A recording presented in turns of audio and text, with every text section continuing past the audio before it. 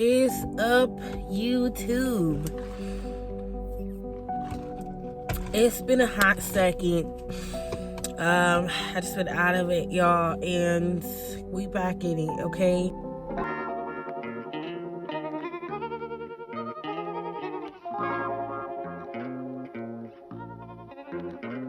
That I want to talk to you guys about, and it is abusing and using your gift and giving your gift so freely to people that do not deserve it, that will sit here and overstay your welcome mentally, maybe physically, emotionally. You're just doing too much. You're doing too much, and no one's appreciating it. No one cares for it, and you know this. You don't know what to do because it's just you. I believe strongly that you have a gift, and my gift is people to comfort people, talk to people, and just a people person, even though that I deeply, strongly want to be an introvert so bad. I want to be so bad just because it has not served me to be a people person. It has not helped me in daily life. If anything, it gets me used and abused. But then I just realized that, you guys, you just have to know how much to give, how much to release out, how much of your gift that individual deserves. And sometimes you are gonna do more because it's you to do more, but like there's always a limit. There's always a balance, you guys, and I love balances, and even God uses the balance. He sees all, he knows all, and he knows how much to give and how and what to give. And so hopefully after this video you will realize that you're worth more than that abuse. No one deserves to abuse you. They see that they can abuse you because you give so freely. But not everyone needs full access to that. Only the people that are kingdom people that are coming into your life that God gives are the people that deserve that, because God knows that this specific person is going to accommodate and gonna match that energy and match that spark, that love, that godly love that you have and you were born with. And it's hard to not give more than you're used to, because you're used to giving your whole heart, your whole mind, your everything. And then once someone uses that and juices the life out of you, then you start regretting it, and you just a cycle. And we're trying to get out of that because it's not helping them and it's not helping you, because some things are for God to handle and God alone. God, he can do all things. He has the power. He has created us individually. He knows you and he knows the other person. So displaying all this love and affection and this emotions, even you're giving too much emotion to that person and it's not serving you. It is making you depressed and have anxiety.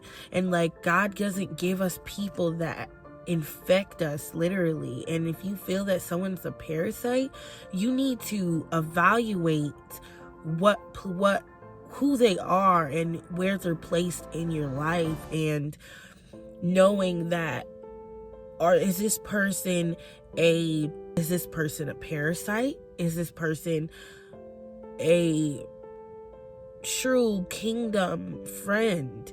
Is this person just someone, an assignment that I have?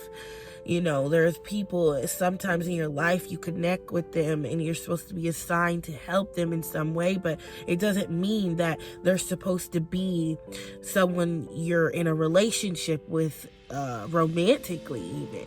You have to discern if they are a type of person that you are supposed to be with? Are they just a friend or just an assignment, basically, okay?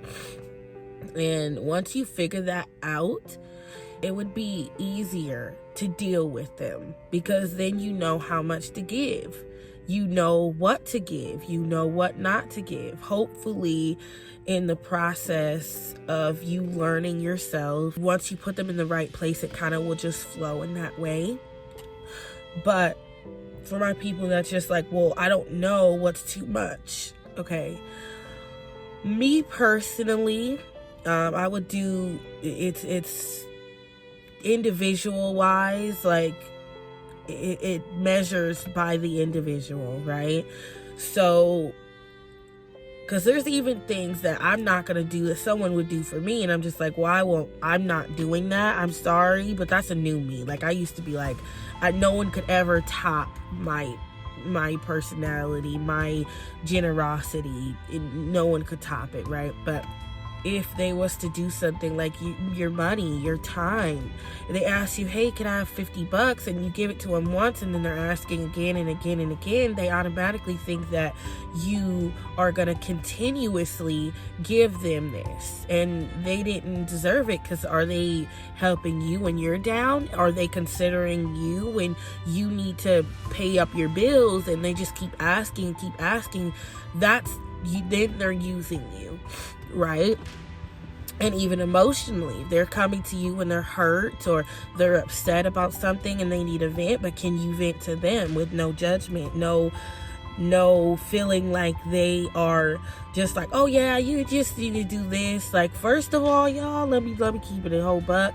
You need to be, regardless of who you are or where you are with God or anything like that, God is gonna be the one that leads your path. Like, if you just pray, just be like, God, is this a person for me? Is this somebody? And God will reveal, and life itself will just flow, and you just know. Time will tell when they're using you or they're not considering your feelings. You will just know, and then you know where to place them. That you might not need to block them, but me personally, like, some people I have to block because I am nice, and I know that it's hard to even fight back that initial, like, I need to help them, I want to be there for them, I know they're going through. Some things they just need a prayer, and that's it. Because there is nothing you can do. And a lot of people that give with no expecting of anything back or nothing, like, they usually tend to do that and never give back to themselves. They don't see themselves worthy enough, and you don't see yourself as somebody that deserves that type of love. Hey, you have to give yourself the same amount of appreciation that you give other people.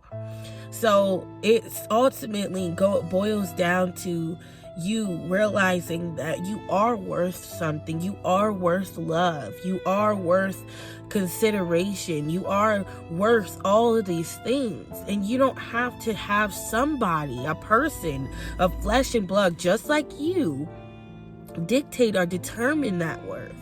So, like, knowing that for your own self and knowing who you are, you'll kind of just ease into the fact that, this is how much I need to give this person. This is how much I need to give this person. Like, set people in those boxes, and just go from there. It is, I'm even still to this day, have to take a step back. When you realize you're feeling hurt, just evaluate those feelings and be like, okay, is this something is this something that I need to evaluate? I'm feeling like I'm not myself, because we also morph into whatever they need, whatever they crave, whatever, you just give it to them. That is people-pleasing mentality, right? So you need to know how to please yourself first. And if it doesn't serve you, if it doesn't please you, and like me personally, I am a type of person, it gives me joy to help others, right? It gives me joy.